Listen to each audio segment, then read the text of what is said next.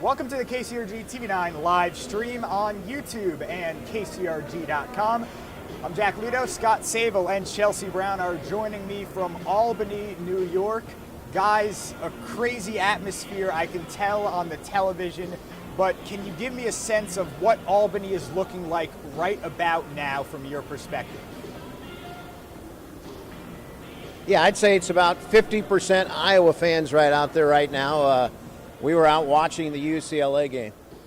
Yeah, I mean, I don't know if they're Iowa fans because not all of them are from Iowa, but they're rooting for Iowa. I actually chatted with a couple who I saw who had an Iowa sweatshirt on, and I just said, "Where are you from?" And they're like, "Where are you from in Iowa?" I thought they were from Iowa. Nope, they're from New York. They're from Long Island, Jack. You might know them. But that just kind of shows how many fans are in support of Iowa.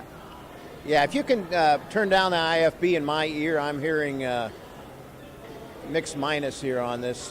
It's great atmosphere out there, a terrific game between UCLA and LSU, and UCLA, the tallest team I've ever seen for a women's team.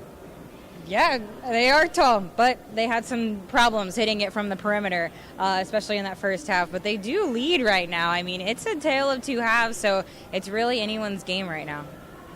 Yeah, we're looking forward to the second game, obviously, but just a tremendous first game. And I think the second game will be a lot like this one, very close, Jack. Probably louder. Yeah, so guys, we saw what West Virginia could do to Iowa in the way they just slowed the game down. They played kind of a steel cage match. Do you think Colorado could do the same thing? Are the Buffaloes a similar team to the Mountaineers? In what ways can they bother Iowa? What ways they can bother Iowa is with their pressure defense. They average 10 steals a game. Their point guard, Jalen Sherrod, one of the quickest players you'll ever see on the court. The Iowa players say it seems like she's playing twice as fast as everyone else on the court. So they'll put a lot of pressure on. Maybe not quite the same as West Virginia. The difference is Colorado can score a lot better than West Virginia. They have a lot more balanced scoring, that's for sure, too. But, I mean, this is a Colorado team that's going to be up in your face. They're going to have a hand in your face. I mean, they know Iowa can shoot the three ball. They're going to try and force that to happen, not get too much down low, and Iowa's going to have to rebound. I mean, Hannah Stolke is going to have her hands full down there, especially with the height. But, hey, you mentioned UCLA. If I were to get past that, it's almost good practice to set them up for that.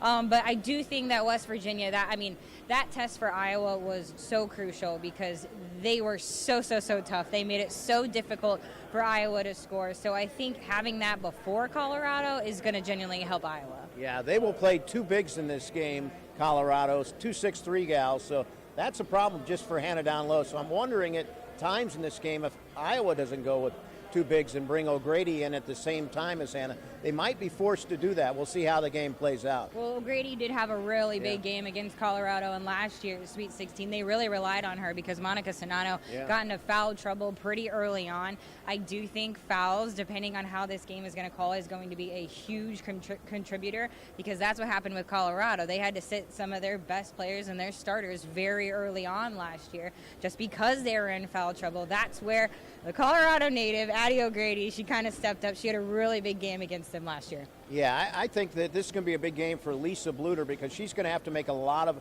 adjustments in this game as it plays out. So she'll have to be on her game today, too. Just an update for those watching. It is 67-66. UCLA is up on LSU with 2 minutes and 26 seconds to go in the fourth quarter. You mentioned Addison O'Grady, so I'm going to assume that she is the answer to my next question, but we all know about Caitlin Clark.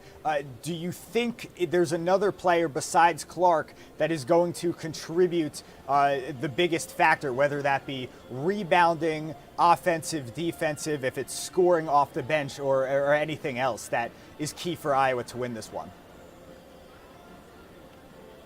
I think a key is Hannah Stolke inside. Can she get easy buckets beating the Colorado bigs down the floor because they're not quite as quick? That will be key. And then obviously rebounding is going to be huge. And for Iowa, it's going to be team rebounding in this game, not just Hannah. Everybody has to rebound. Even though they don't have two bigs in there a lot of times, they do have some strong players with some decent size, and they're all going to have to hit the board. You're going to look towards Kate Martin. You're going to look towards Sydney Falter to kind of help Hannah down low in rebounding. I mean, both of them, that's a great duo to have down low, especially. But Kate Martin, I think she's going to need to score a little bit more than she did against West Virginia. And then, obviously, Gabby Marshall always flies under the radar because she is the best defender on the team. She will have a very tough assignment. You may not see points on the board for her, but she is going to be doing a lot. And, hey, maybe we'll see another block from Gabby. That seems to be her thing lately. Trying to slow down that lightning quick point guard. Sid talked a little bit yesterday. It's not necessarily size. It's body position, getting rebounds. So they just all have to get position and then go get the ball after they box out. Let's finish this sentence, Scott and Chelsea. If Iowa beats Colorado and advances to the Elite Eight, it will be because of... It will be because they out-rebounded Colorado in this game, which will be hard to do.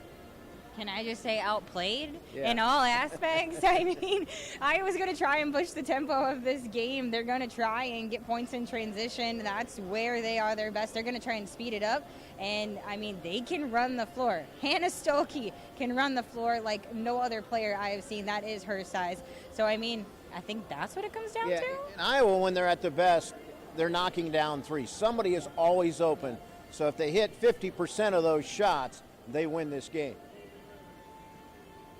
I'm very, very excited for this one. It's 68-67. LSU is up on UCLA.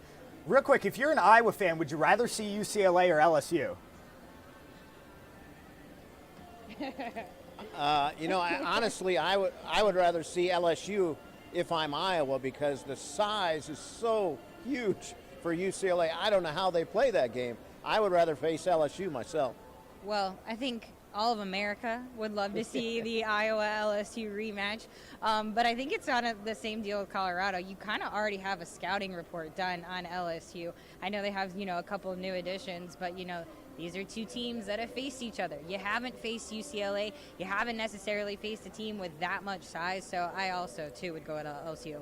Yeah, either game is going to be tough, pick your poison. Yeah, but before that, Iowa has to get through Colorado and a really good Buffaloes team, the 5 seed that is upset-minded, looking to take down America's team. Folks, this is going to be a huge game, and Scott and Chelsea, I'm going to let you get back to that game because you have a busy few hours ahead of you. So Scott, Chelsea, thank you so much. Folks watching online, we'll get basically a similar post-game stream going after our 6 o'clock newscast. That should be around 6:45. And be sure to tune in to the KCRG TV9 News at 6 for a recap of Iowa and Colorado in the Sweet 16. Good luck, Scott and Chelsea, and I will see you guys later.